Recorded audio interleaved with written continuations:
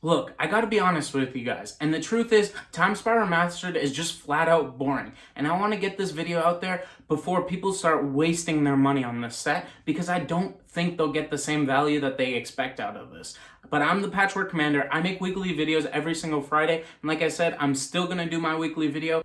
And my biggest reason for thinking this is we look back at this set with rose-colored glasses, and it's using nostalgia to sell a set when the cards in the set are not living up to the standards of what we have nowadays. Time Spiral has not aged as well as people think. For example, some of the best reprints as far as cards go that aren't lands are Teferi, Mage of Zephyr.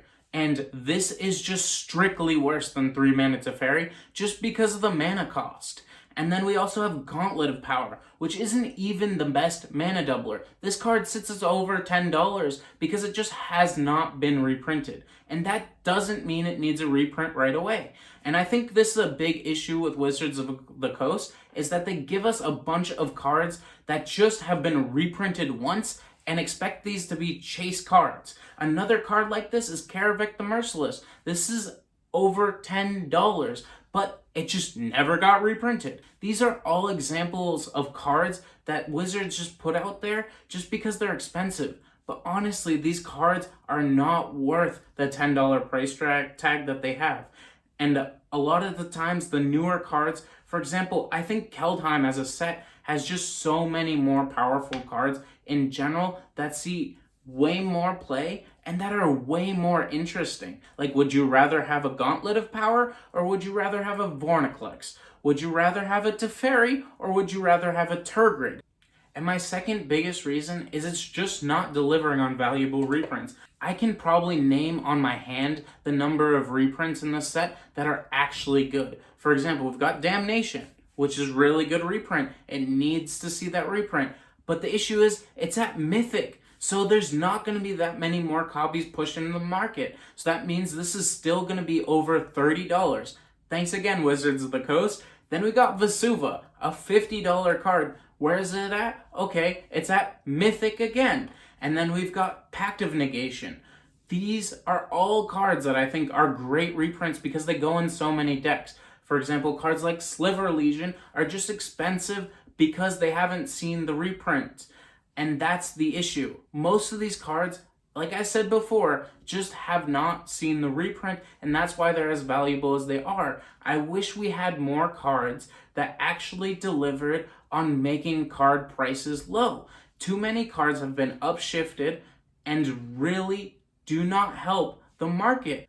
And it's just getting tougher and tougher to build commander decks when every single card is over $5 and Wizards of the Coast is not meeting those demands. And I think this is part of the issue with giving us a set every single month, is now I'm expecting a reprint set like Double Masters. And this set does not deliver in the same way that Double Masters really delivered, is it gave us a bunch of reprints at not just the mythic level. We have a bunch of cards that we want at rare, at uncommon, even cards that helped out other sets, like Pauper with Oubliette. And I just don't see that here. And I think that's a big issue when you're trying to sell your cards based off of reprint value. And your set does not have the reprint equity that you think it does. Because all of these cards are gonna rocket down if they actually get the printing demand that we need.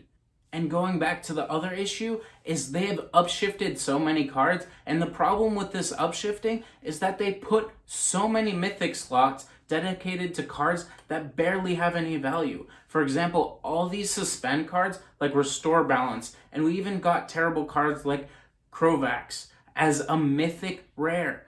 And the only reason they did that is to make sure that cards like Damnation and other valuable reprints are not gonna be as common as we hope. If we have a bunch of dud rares and one Damnation or one mythic that's actually valuable, I see a huge problem with the amount of reprints that we actually get. And I don't think this delivers, again, on that reprint demand that we're talking about. And I think the worst example of this is the old border cards, which are only going to obtain value because they're so rare to get. I think there's like a 1 in 126 chance that you're actually going to get the card you want. Like, this is actually playing the lottery, and it's kind of disgusting because a bunch of these cards are really boring. For example, Manifold Key, Eternal Witness, Arch of Veraska. These are all cards that may see reprints in random sets, and we see them all over the place. Do we really need another reprint of these cards, or can we actually get cards that we want reprinted? Even at 101 and 126 Wizards, you can get the price down. Look at mystery boosters. I mean, the best old border card for Commander is probably Yawgmoth, and that's about it. Other than that, Thoughtseize for Modern. Like, I can literally name these cards on one hand, and that's kind of embarrassing when you come to a reprint set, which I'm supposed to get excited about. Like, would you rather spend your money on this or on mystery boosters? Mystery boosters had so many interesting reprints.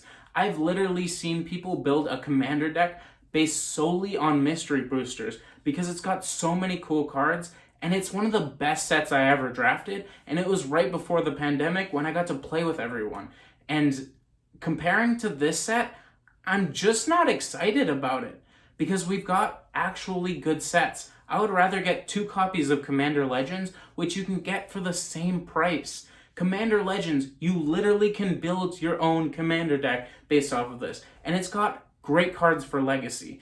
I've honestly seen more cards for Legacy and Commander Legends than I do in this set. That's a big issue when it comes to trying to get hyped for these sets. And I lay the blame on this set for just trying to push out product every single month, because this is just not up to par as the rest of the stuff. And how are we as a player base supposed to be as excited for this as we are any other set, when I can't even mention a single white Commander reprint or a single white card that's worth playing in any other set, other than maybe Thraben Inspector? And I think it's okay to expect more out of Wizards of the Coast than what they're giving us with this set, because I really don't think this set does a whole lot except for trying to bring nostalgia to Wales. Because honestly, this set is not as good as it seems. Like I said before, I can't name a single white card that's worth playing in many sets, or maybe a red card, because the best red card in this set, Dreadhorde Arcanist, is banned. And that's how I see this set.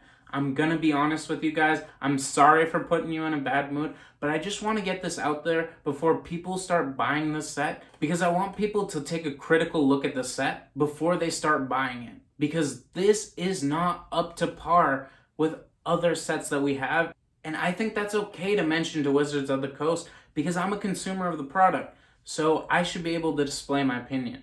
I just want to hear what you guys think, because obviously this was me ragging a little bit, getting a little frustrated about everything, but I want to see what you guys think, because this set could be a great set, and I could be completely wrong. But again, you can get mystery booster boxes for $200, and that's the best, hands down, the best set that I've ever drafted. So that's it from me. The Patchwork Commander is out.